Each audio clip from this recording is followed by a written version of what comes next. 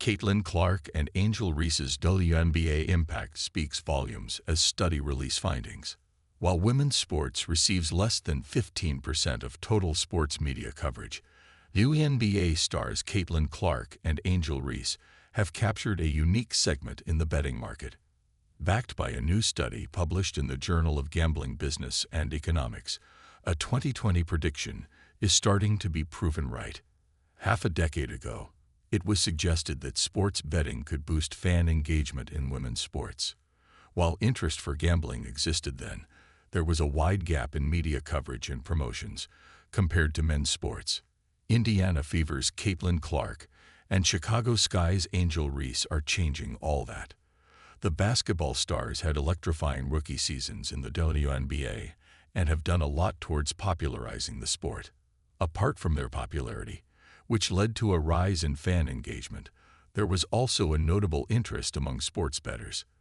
The global sports betting market is valued at approximately $102.21 billion in 2025 and is only projected to get bigger in the coming decade. Women's sports could benefit from the increasing trend of fans betting on games involving star female athletes. Dr. Gina Pauline, the study's co-author and an associate professor of sport management at Syracuse University, observed that the growing star power among players correlated to the rising popularity of the women's game. She noted that the growth of women's sports over the past few years has been remarkable. We wanted to explore a potential pillar of this growth and increased fan engagement by taking a look at women's basketball, specifically due to the star power within the sport. Clark and Reese hold plenty of star power among basketball fans, even though they are only one season into the WNBA.